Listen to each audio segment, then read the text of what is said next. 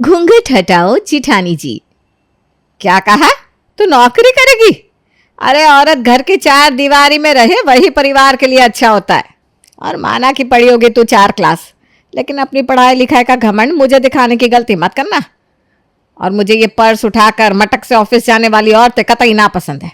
अरे एक बात बता, अगर तू दफ्तर में जाकर काम करेगी तो ये घर के काम क्या मेरा बेटा करेगा? एक बात बहू कान खोल कर सुन ले, हमारे खानदान में आज से पहले ना तो किसी औरत ने घर की चौखट लांघी है और ना मेरे जीते जी मैं किसी को लांघने दूंगी। घर की बहुएं मर्यादा में रहती हुई अच्छी लगती हैं। बात समझ में आ गई या नहीं? आप नाराज मत होइए ना माँ जी, मेरा इरादा आपको परेशान करने का बिल्कुल भी नहीं था। मैं नहीं जानती थी कि आप मेरे नौकरी करने की बात पर इतना नाराज़ हो जाएंगी। मुझे तो यही लगा था कि शायद मेरे नौकरी करने से घर में पैसों की मदद हो जाएगी, बस इसीलिए मैंने नौकरी करने की इच्छा आपके सामने रखी। तुझे ना ज़्यादा फिक्र करके ठेकेदार नहीं बनने की ज़रूरत नहीं है। यह घर तेरी शादी से पहले भी चल रहा था और आगे भी चलता रहेगा। तो काम कर लेगी क्या तभी रोटी खाएंगे हम लोग? उससे पहले जैसे कि हम यहाँ भूखे मर रहे थे। मेरे सामने ना ज़्यादा जुबान चलाने की ज़रूरत नहीं है। जा जाकर अपना काम कर। और हाँ, एक बात और, ये जो तू घर के बाहर नौकरी करने के नाम पर आज़ादी के बहाने ढूंढ रही है ना, ये सब मेरे घर में नहीं चलेगा। बहू की तरह कायदे से सर पर घूंघट जमा कर रहना सीख ले, वरना मेरे घर में तेरा गुजारा हो पाना बहुत मुश्किल हो जाएगा। सास के मुंह से खरी खोटी सुनने के बाद बहू तानी का दिल बहुत दुखी हो गया था। वो रोते हुए अपने कमरे में जाती है।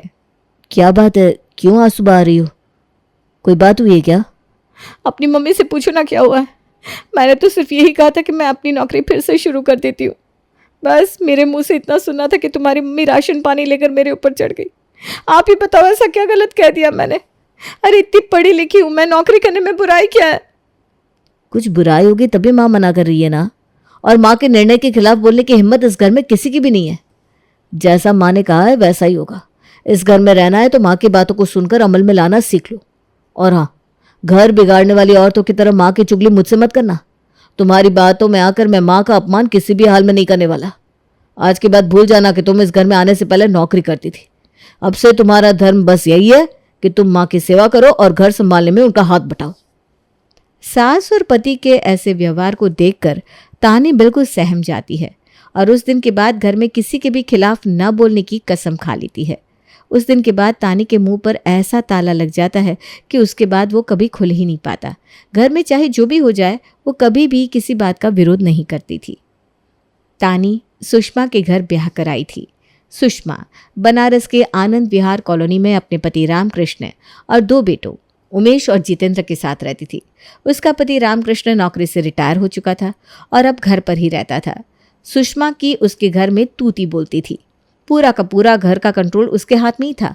उसकी मर्जी के बिना घर में पत्ता भी नहीं हिलता था। शादी से पहले तानी एक कंपनी में अच्छे पद पर काम करती थी, लेकिन शादी के बाद उसकी सास उसकी नौकरी छुड़वा देती है। तानी ने भी सास का विरोध न करने की कसम खा ली थी। धीरे धीरे समय बीतता है और तानी के देवर जीतू की शादी के लिए भी रिश्ता खोजा जाने लगता है। कुछ दिनों के बाद जीतू का रिश्ता एक निकिता नाम की लड़की के साथ तय हो जाता है। देखो माँ, मैं निकिता से शादी नहीं करना चाहता। मुझे तो कोई भाभी जैसी लड़की चाहिए। क्यों, क्या खराबी है निकिता में? दिखने में कितनी खूबसूरत है, घर के सारे काम जानती है, और मैंने खास तौर पर इस बार तेरे लिए थोड़ी कम पढ़ी लिखी लड़की ढूंढी है। ये जो बड़ी बहू के समय पर नाटकबाजी हुई थी ना, वो मुझे फिर से अपने घर में नहीं चाहिए। भाभी तो कभी आपसे कुछ कहती भी नहीं है माँ। बिना बात में भाभी को क्यों बदनाम कर रही हो?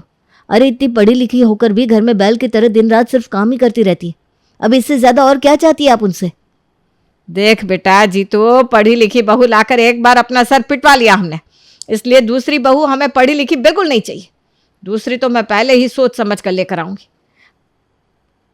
अरे भाई, हमें कौन सा बाहर निकाल कर नौकरी करवानी है उससे, जो हाई फाई गिट पिट अंग्रेजी बोलने वाली बहू लेकर आए हम?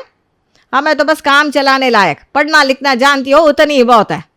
घर संभाले और बच्चों की अच्छी परवरिश करे, कोई तीसरा काम हमें उससे करवाना ही नहीं है। ये तो तुम्हारी गलत सोच है माँ। लड़कियों को भी पढ़ने और काम करने की आज़ादी होनी चाहिए।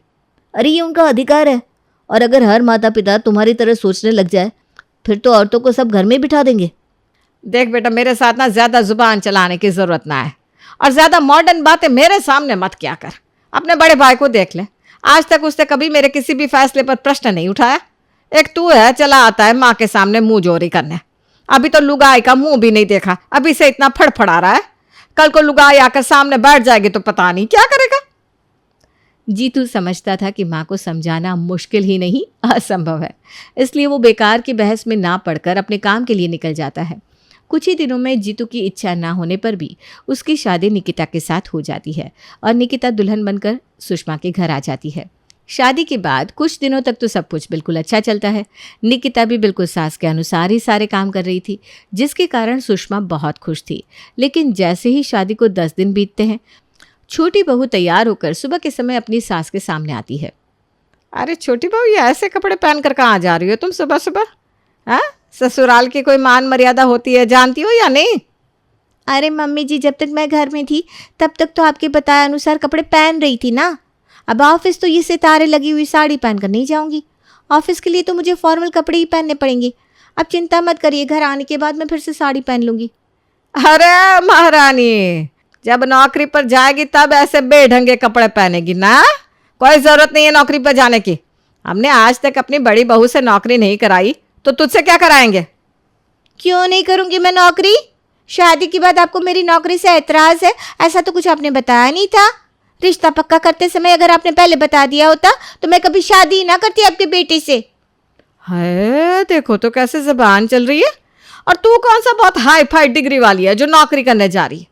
वो जो इतनी सारी डिग्रियां लेकर आई है उसे तो मैंने घर के बाहर आज तक पैर नहीं रखने दिया। फिर तू किस खेत की मूली है?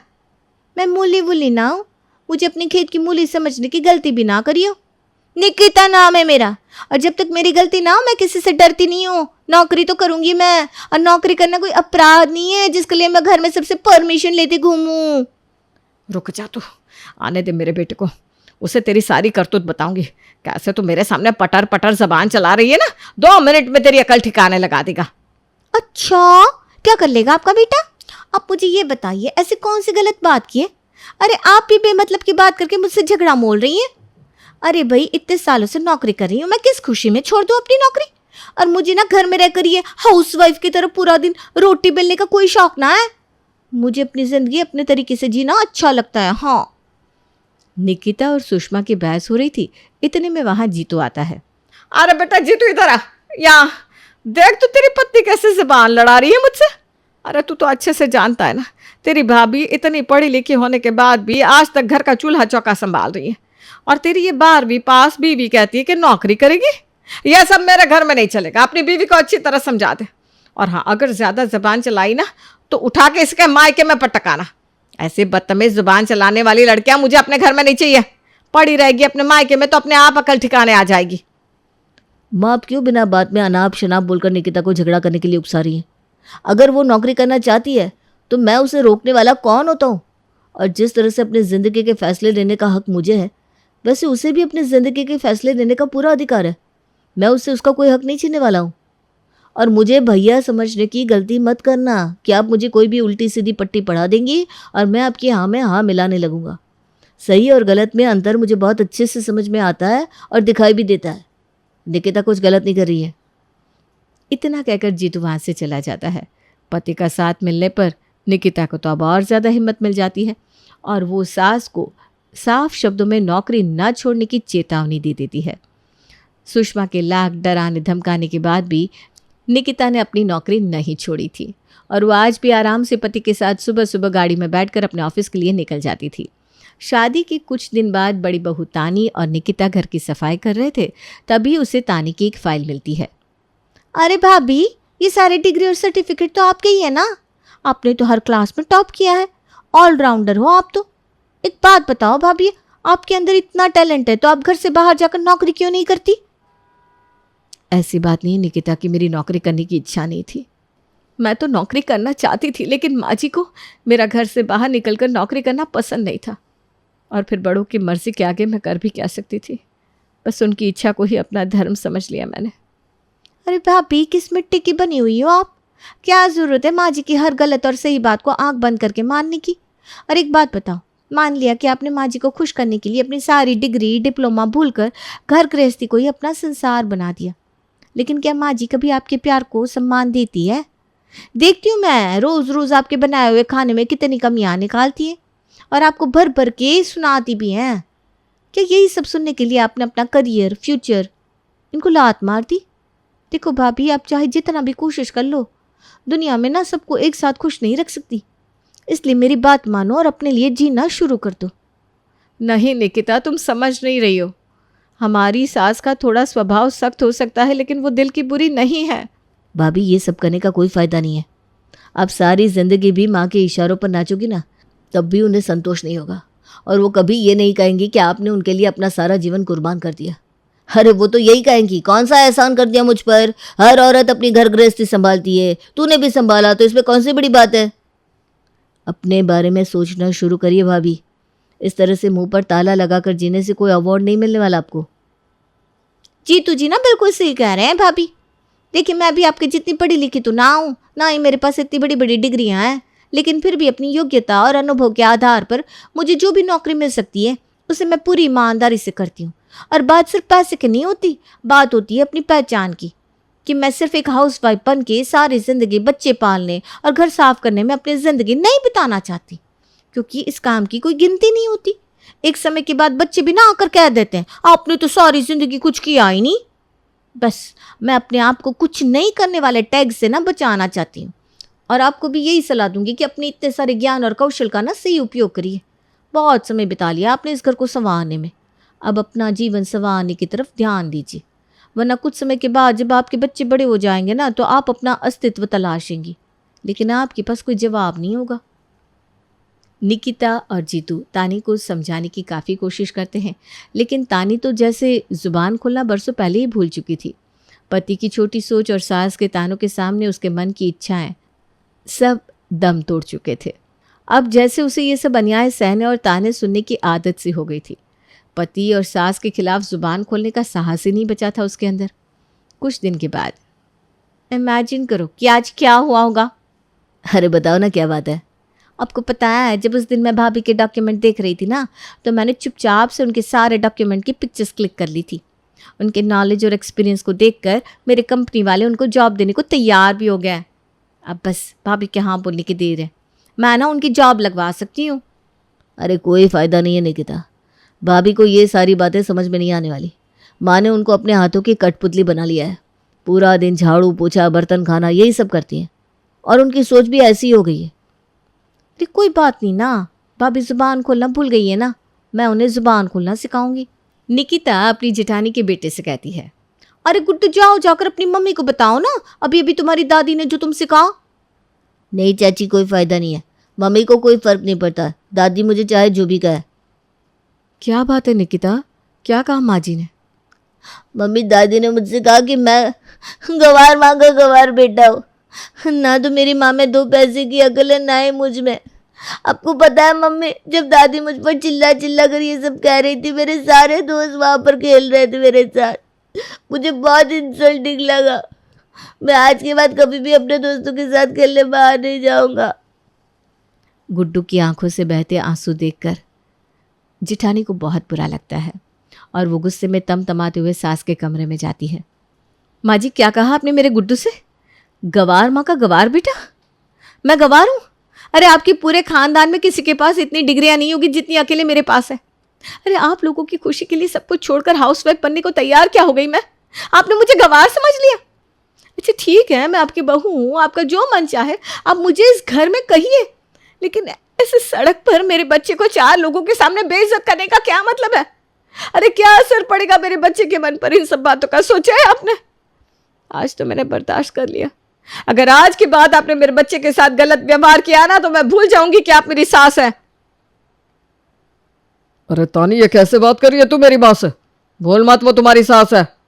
मैं जानती हूँ वो मेरी सास है, इसीलिए पिछले 10 साल से उनकी गलत और सही बातें बर्दाश्त करती आ रही हूँ। लेकिन आपको ये बात याद नहीं है कि माँ के अलावा आपके इस घर में पत्नी और बच्चा भी है आपका।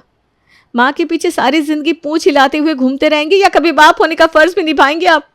एक बार जो तानी की जुबान खुली, फिर तो बरसों से जो उसके मन में ज्वालामुखी भरा हुआ था वो फट कर ही रहा।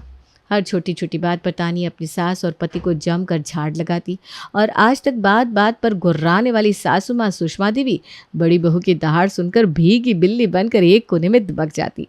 1 महीने के बाद, निकिता बहू, मैं क्या कह रही थी कि तू अपनी कंपनी में देखना, इस तानी की भी कहीं नौकरी लग जाए। हैं? अरे आजकल घर में पूरा पूरा दिन सबके ऊपर सिर्फ चिल्लाती रहती है। इसकी बातें सुन सुनकर मेरे तो कानों से खून निकल गया है बेटा। तू देख, इसकी भी कहीं नौकरी लगवा और इस घर से चलता कर। कम से कम 8 घंटे तो सुकून से रहेंगे हम लोग। सास की बात सुनकर निकिता के चेहरे पर मुस्कान आ जाती है। वो खुश होकर ये बात अपनी जेठानी को बताती है। भाभी, आपके रास्ते की सारी रुकावट दूर हो गई है। सासू माँ खुद आई थी मुझसे कहने कि तानी की कहीं नौकरी लगवा दे। देखा आपने, 4 दिन मुंह क्या खुला, सासू माँ खुद आपसे छुटकारा पाने के तरीके ढूंढने लगी। सीधी सी बात है, जब तक मुंह पर ताला लगा के रखो ना, तब तक गाय जैसी बहू है, सबको अच्छी लगती है। जहाँ 2-4 गलत बात विरोध करना शुरू कर दो तो बहू से समस्या होने लगती है। अब इस मौके का फ़ायदा उठाने से चुकिए मत और फटाफट से आप भी ना मेरी तरह नौकरी ज्वाइन कर लीजिए। और ये लीजिए आपका ऑफर लेटर, मेरी कंपनी में आपका स्वागत है। मेरी HR मैनेजर आपसे मिलना चाहती है भाभी। देवरानी की बात सुनकर तानी बहुत खुश हो जाती है और खुशी खुशी निकिता के साथ उसकी कंपनी में इंटरव्यू देने के लिए निकल जाती है।